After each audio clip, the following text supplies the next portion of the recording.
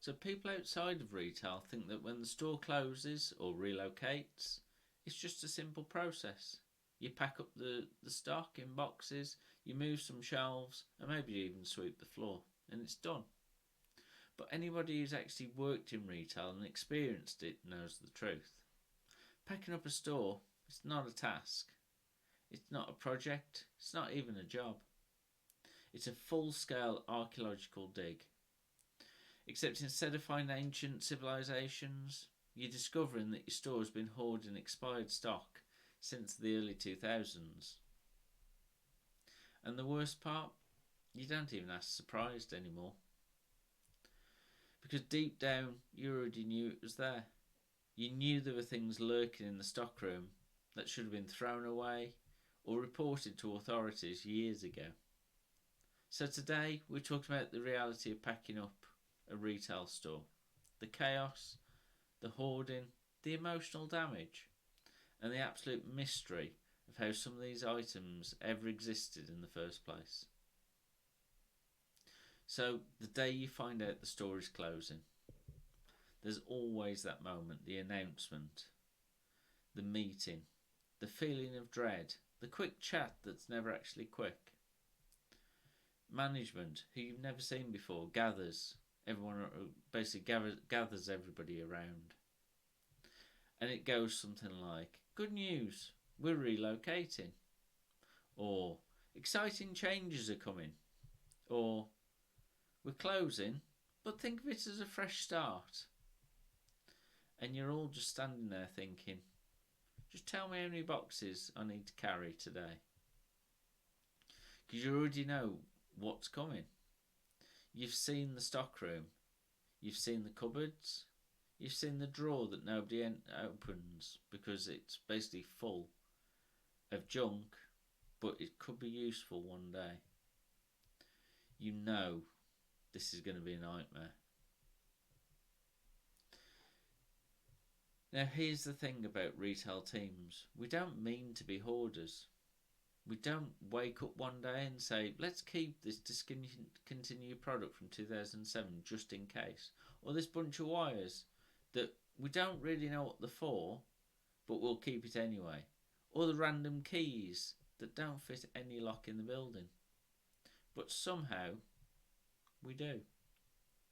And when it's time to pack up, you realise just how bad it really is. You open the cupboard and find basically 14 of the same promotional sign. 14, maybe even 15. A stack of leaflets for an event that never even happened. A product sample nobody remembers even being given. And a single, lonely, out-of-date chocolate bar that's been there so long, it's basically a fossil. And the team reacts like, well, we might need that. And you're thinking, for what? I don't know. But still, we might need it. Retail logic is powerful. There are the relics. This is where things get interesting because every store, and I mean literally every store, has at least one item that predates half the staff. You'll be packing a shelf, minding your own business, and suddenly you pull out something that looks like it belongs in a museum. A product with packaging so old it's practically retro. A brand that doesn't even exist anymore. A price label from when things were actually affordable. And the team gathers round like, wow, where did you get that from? Should we keep it? An instinct is no, absolutely not. But in reality, you're secretly saying yes. You start questioning everything. How long has this been here? Why has nobody noticed this? And why does it smell like the 90s? And the best part, there's always somebody who says, we could probably still sell it. No, no we cannot. This thing is older than the assistant manager. The stockroom of doom. So packing up the shop floor is one thing, but packing up the stockroom of doom is a whole different level of trauma. Because the stockroom is where the real horrors live. You open a box and find paperwork from 2011. A product recall notice that nobody actually actioned. A single shoe in a size far too big to actually even be human. A broken mannequin arm. A mysterious cable that connects to absolutely nothing. And you ask, should we bin this? Someone always says, oh, we'll keep it for now. And you're thinking, for what? For who? Why? Retail teams will keep a broken cable for 15 years at least, just in case. And what's the emotional damage of sorting? This is the stage where you start losing your grip on reality. You've been sorting for hours. You've labelled 200 boxes. You've inhaled so much dust you could qualify as a vacuum cleaner. And then you find something that breaks you. Maybe it's a product that was supposed to be on the shop floor 6 months ago. Maybe it's a delivery you actually forgot existed. Maybe it's a stack of paperwork that makes you question your entire career. You sit on the floor, staring at it thinking, how did we let it get this bad? And then somebody walks past and says, don't worry, we'll find more. And they're right, you will. So you do the final sweep. This is the part that hurts the most. You think you're done. You think you've packed everything. You think the nightmare is over. Then somebody says, let's just do one last sweep. And that's when you find it. The cursed corner, the secret cupboard, the forgotten shelf, the drawer that hasn't been opened since the store launched.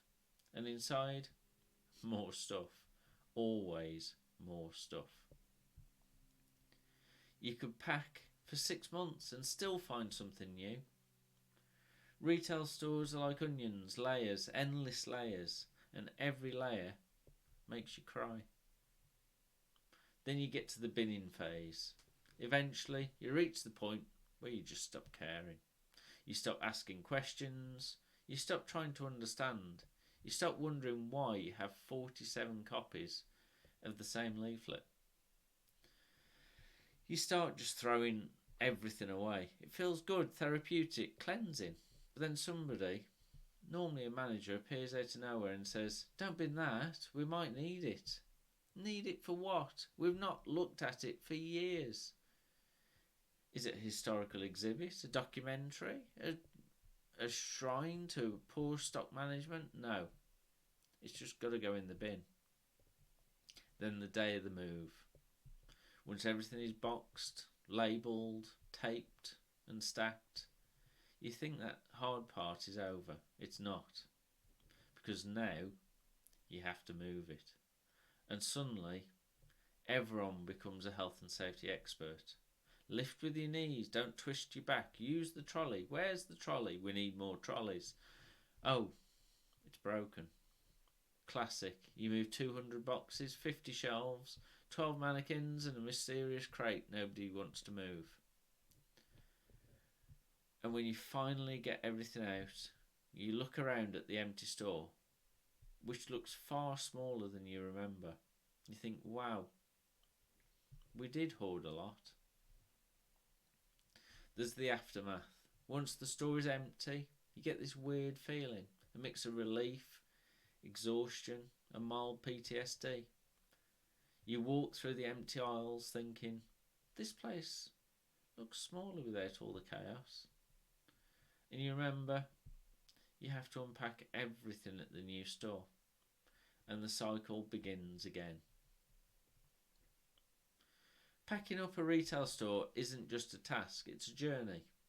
It can be a spiritual awakening, a confrontation with your past decisions, and a reminder that retail never truly ends, it just relocates. So if you're ever asked to pack up a store, just remember, you're not packing boxes. You're uncovering history. You're solving mysteries. You're participating in retail archaeology. And you will find things that you were never meant to see.